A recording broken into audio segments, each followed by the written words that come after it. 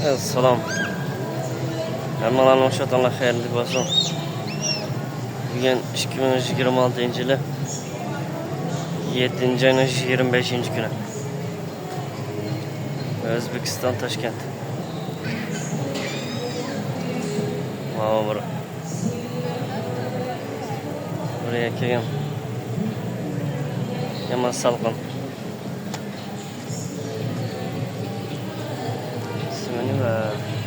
İsmini bilmem malaki. Hayırlıkına.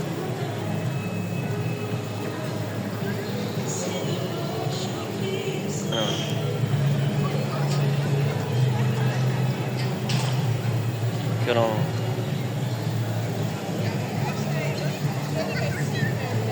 İşte burada koçuda var.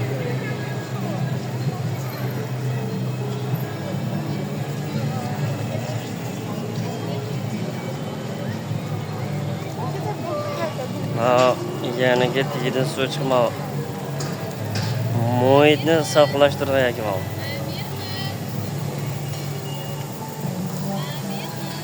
Havoni saqlashtirgan.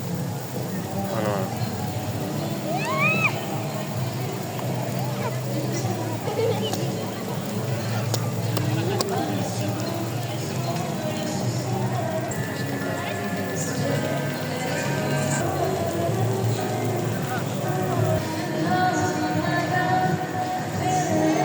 Şükran 26-yılı 7-oyning 25-kuni.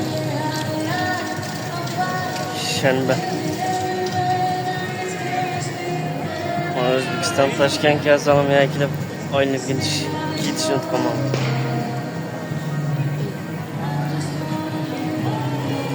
Mana. Shundan hozir yaxshi. Hassab. Aynen öyle.